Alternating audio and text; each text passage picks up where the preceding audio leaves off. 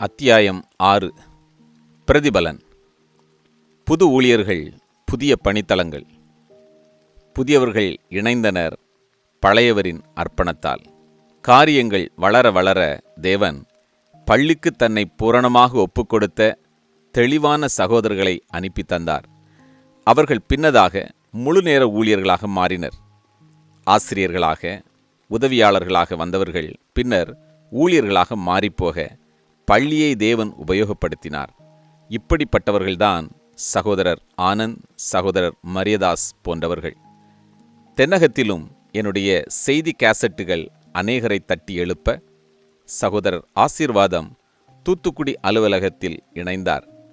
பின்னர் நாகர்கோவில் பட்டணத்தில் சென்று புது ஜெப பங்காளர்களை உற்சாகப்படுத்தி செய்தி கேசட்டுகளை விநியோகித்து ஜனங்களுக்கு வட இந்திய ஊழியத்தின் மேன்மையை உணர்த்தி கொண்டிருந்தார். இந்த நிலையில் சகோதரர் பீட்டர் ஐசக் ராஜ் தன்னுடைய தலைமை ஆசிரியர் பதவியை ராஜினாமா செய்துவிட்டு முன்னேற்ற பணி செயலாளராக இணைந்து நாசரேத்தை மையமாய்க் கொண்டு செயல்பட்டார். சகோதரர் பொற்செல்வன் உதவியினால் தற்போது தமிழ் பத்திரிகை யுத்த சத்தம் அரசாங்கத்தில் பதிவு செய்யப்பட்டு இயங்கத் தொடங்கி இன்று வரை வீறு நடை போடுகிறது. இந்த நாட்களில் அநேகரால் தென்னகத்தின் ஊழியத்தில் ஏமாற்றப்பட்ட அமெரிக்க சுவிசேஷகர் சகோதரர் ஜாக் கேரிஸை கூட்டிக் கொண்டு பாஸ்டர் தயானந்தம் வந்தார். சகோதரர் ஜாக் வட இந்தியாவின் சூழ்நிலையைக் கண்டு பின்னர் தனக்கு வசதியும் வாய்ப்பும் பெருகினபோது அநேக படைமுயற்சி கூட்டங்களை நடத்தவும் சில உபகரணங்களை ஊழியத்திற்கு வாங்கவும் உதவினார். பின்னதாக இந்தியா வரக்கூடாதபடி அரசாங்கத்தால் தடை செய்யப்பட்டார். ஒரு நாள் சென்னையை அடுத்த ஆவடியில் நான் பேசினேன். அந்த கூட்டத்தில் கிட்டார் போட்டுக்கொண்டிருந்த ஒரு கான்ட்ராக்டர் என்னை பார்த்து, அண்ணன், உங்களோடு சில நாட்கள் பீகார் வந்து தங்க விரும்புகிறேன் என்றார். அவர் பெயர் சாந்தப்பன். சில நாட்களுக்கு பின் அவரை அழைத்து கொண்டு ரோத்தாஸ் மலைக்கு சென்று மேலே இருந்து கீழே சமவெளியை காட்டினேன். அது மிகவும் நேர்த்தியாயிருந்தது. அவரோ ஓவென்று அழ ஆரம்பித்து விட்டார்.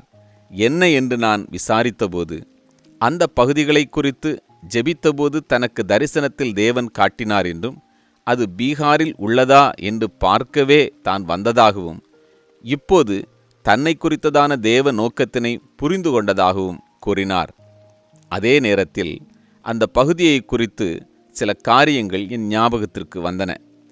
நான் என் வேலையை 1972 ராஜினாமா செய்தபோது எங்கள் ஜெபக்குழுவுக்கு சில வேளைகளில் வந்து செல்லும் சகோதரர் ராஜாமணி என்பவர் சென்னை தலைமை செயலகத்தில் நல்ல ஒரு அதிகாரியாக பணிபுரிந்து வந்த அவருக்குள், இந்த வாலிபனே இப்படி தேவனுக்காக வேலையை விட்டாரென்றால் நான் ஏன் விடக்கூடாது என்று வேலையை ராஜினாமா செய்துவிட்டு தன் நண்பர் ஒருவரோடு சென்னையை அடுத்த அறியப்படாத கிராமங்களில் கால்நடையாக ஊழியம் செய்து வந்தார்கள்.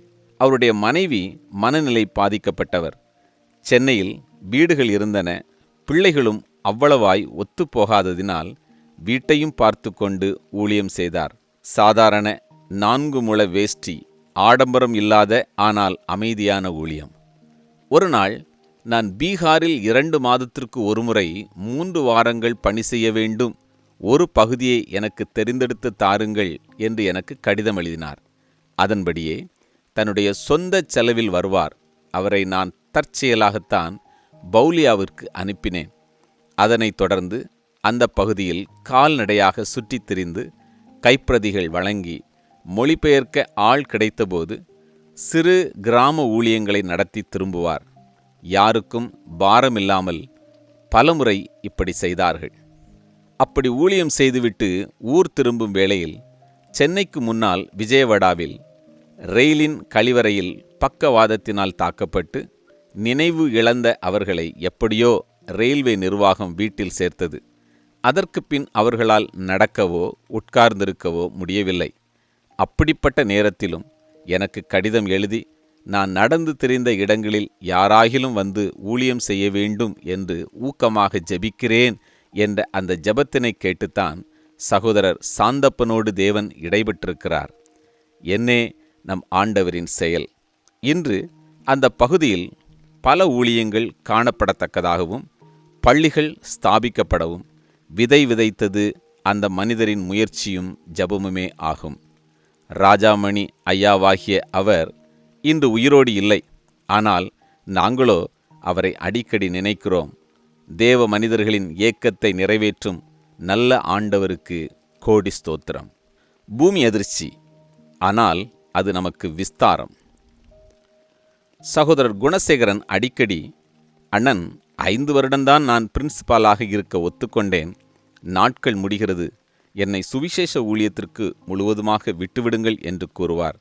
நானும் தீவிரமாக அவருடைய இடத்திற்கு மிஷனரி தரிசனம் கொண்ட ஒருவரை தேடிக்கொண்டிருந்தேன். கூடவே பீகார் அரசாங்கத்தின் NOC இல்லாமல் ICSE போர்டு அனுமதிக்கு எழுத முடியாது என்ற நிலை. பீகார் அரசாங்கத்தில் முதல் மந்திரியாக இருந்த கர்பூரி தாக்கூர் என்பவரின் காலத்தில் ஆங்கில போதனா முறை பள்ளிகளே தேவையில்லை என்ற வெறித்தனம் காணப்பட்டு அது ஒரு சட்டமாகவும் மாற்றப்பட்டிருந்தது. அவர் ஒரு லோகியா பக்தர். லோகியா ஒரு இந்து வெறியர், பழமை விரும்பி. எனவே எங்களுக்கு தேவனை சார்ந்திருப்பதை தவிர வேறு வழியில்லை. முதல் 4 ஆண்டுகள் மற்ற பள்ளிகள் மூலம் மாணவர்களை 10வது வகுப்பு தேர்வுக்கு அனுப்பி கொண்டிருந்தோம். அதனால் சிரமமும் தேவையற்ற பணச்செலவும் ஏராளமாக ஏற்பட்டது. இறுதியாக முன்னதாக BOMஇல் மிஷனரியாக இருந்து மிஷனரி பிள்ளைகளுக்கென்று ஆரம்பிக்கப்பட்ட டோனாவூர் சந்தோஷ் வித்யாலயாவில் ஆசிரியராக பணிபுரிந்த மனைவியை இழந்திருந்த சகோதரர் ஜெபவீரனை அணுகி கேட்டபோது அவர் விருப்பம் தெரிவித்தார். ஓராண்டு கழித்து இணைகிறேன் என்றார். ஆனால் சகோதரர் குணசேகரன் தான் அரசாங்கத்தின் காரியங்களை கவனிக்க வேண்டும் என்று கூறி அந்த பொறுப்பிலிருந்து அவரை விடுவிக்க முடியாது என்று சொல்லிவிட்டேன். 1988ஆம் ஆண்டு நேபாளத்தினை மையமாய்க் கொண்ட ஒரு பூமி அதிர்ச்சி பீகாரின் மதுபனி, தர்பங்கா மாவட்டங்களை அதிகமாக பாதித்தது. இது நிமித்தம் வேர்ல்டு விஷன் மூலம் அநேக உதவிகள் அந்த பகுதியில் அங்கே பணிபுரிந்த நண்பர் சுவிசேஷ ஊழியம் போன்ற ஸ்தாபனங்களின் உதவியோடு நடந்தது. பின்னர் பின்தொடர் ஊழியத்தினை யாரும் செய்ய முன்வராதபோது ஜெம்ஸ் வந்து உதவ முடியுமா என்று கேட்டனர். நானும் சகோதரர் குணசேகரனும் அந்த பகுதிகளை பார்வையிட்டு எங்களிடத்தில் இருந்த அதே பகுதியை சார்ந்தவரும் பிராமண குடும்பத்தினை சார்ந்தவருமான சகோதரர் ரமேஷ் குமார் ஜாவையும், நக்சலைட்டாக இருந்து மனம் திரும்பிய சகோதரர் பவுலோஸையும் சகோதரர் பீட்டர் குமாரையும் அனுப்பி ஊழியம் செய்யலாம் என முடிவு செய்தோம். பின்னர் சகோதரர் குணசேகரன் அவர்களுக்கு உதவி செய்ய மதுபனி வரவேண்டும் என்று நினைத்து செயல்பட்டோம். சில மாதங்கள் வேர்ல்டு விஷன் பின்தொடர் ஊழியத்திற்கு உதவி செய்து பின்னர் நிறுத்தி கொண்டார்கள். மைத்திலி மொழி பேசும் இந்த பகுதி மக்கள் மிகவும் வைராக்கியமானவர்களும் மத பக்தியுள்ளவர்களும் ஆவார்கள். அரசியலில் அதிக ஈடுபாடு கொண்டவர்கள். உயர்குலத்தில் நன்றாக படித்து பெரிய அரசாங்க பணியில் ஆதிக்கம் செலுத்தினார்கள். வருடம் தப்பினாலும் வெள்ளம் வர தப்பாத இந்த பகுதிகளில் முன்னேற்றம் என்பது இல்லை. பணி செய்த மிஷனரி ஸ்தாபனங்கள் அதிக ஏமாற்றத்தினையே சந்தித்திருந்தன. ஆயினும் எங்கள் சகோதரர்கள் செய்த ஊழியம் ஆரம்பத்திலேயே கனி தர ஆரம்பித்தது. தேவன் எங்களுக்கு இந்த பகுதியினை தருகிறார் என்ற நிச்சயத்தை கொடுத்தது. இன்று பெரிதாக வளர்ந்திருப்பதற்கு இதுவே காரணம். இத்தாலியில் உட்கார்ந்து ஜெபித்து கொண்டிருந்தார் ஒரு மனிதர். தொழிலை அவர் செய்து வந்தாலும் இன்னமும் தேவன் தன்னிடத்தில் என்ன எதிர்பார்க்கிறார் என்ற நோக்கத்தோடு அவர் தன் சிறு வயதிலேயே இயேசுவை சொந்த இரட்சகராக ஏற்றுக்கொண்டு ஒரு போதகரின் மகனாக மிஷனரி ஊழியங்களில் ஈடுபாடு கொண்டவராக இருந்தார். அவருடைய தங்கை ஆண்டவரின் பணிக்கு தன்னை அர்ப்பணித்து திருமணமாகாத ஒரு நர்ஸாக முதியோர் இல்லத்தில் பணிபுரிந்து வந்தார். சகோதரர் ஹெய்னர் ஹென்னி சில மாதங்கள் பிலிப்பைன்ஸ் நாட்டிலும் மிஷனரியாக பணி செய்ய சென்ற அவரை, நான் உன்னை மிஷனரி ஊழியங்களுக்கு உதவி செய்யவே வைத்துள்ளேன் என்று கூறி மீண்டும் சுவிஸ் தேசத்திற்கே அனுப்பி வைத்தார் தேவன். சுவிஸ் திரும்பிய அவர் செய்தித்தாளை படித்தபோது திவாலான ஒரு கம்பெனியை போய் ஏலம் எடுக்க தேவன் அவருக்கு வழிகாட்ட, மிகவும் நஷ்டத்தில் இருந்த கம்பெனியை தன்னிடத்திலிருந்த சொற்ப பணத்தினை வைத்து வாங்கி, பொருளாதாரம் கற்றிருந்த தன்னுடைய திறமையினாலும் தேவ ஒத்தாசையினாலும் 6 மாதத்தில் வெற்றிகரமான கம்பெனியாக மாற்றினார். அந்த நேரத்தில் அதனை விற்றுவிட தேவன் அவருக்கு சொன்னபோது அது அவருக்கு ஆச்சரியமாக இருந்தது. ஆயினும் தேவ வார்த்தைக்கு கீழ்ப்படிந்து அதனை விற்ற 2 வாரத்தில் சுவிஸ் அரசாங்கம் ஆஸ்பெஸ்டாஸ் கூரையுள்ள அனைத்து கம்பெனிகளும் கூரையை உடனே மாற்ற வேண்டும் என்று கட்டளையிட, அவருடைய பழைய கம்பெனி ஆஸ்பெஸ்டாஸ் கூரையோடு இருந்ததால் தேவ கட்டளைக்கு கீழ்ப்படிய ஒப்புக்கொடுத்த அவர் பெரும் நஷ்டத்திற்கு தப்பிக்கொண்டார். இப்படி தேவ நடத்தலின் பேரில் தொழில் செய்து மிகவும் பெரியவரானார். அந்த நாட்களில்தான் தேவன் அவரை நோக்கி இந்தியாவில் ஊழியம் செய்ய கட்டளையிட்டார். அவர் இந்தியாவை பார்த்ததில்லை. இந்தியரை அவருக்கு தெரியாது.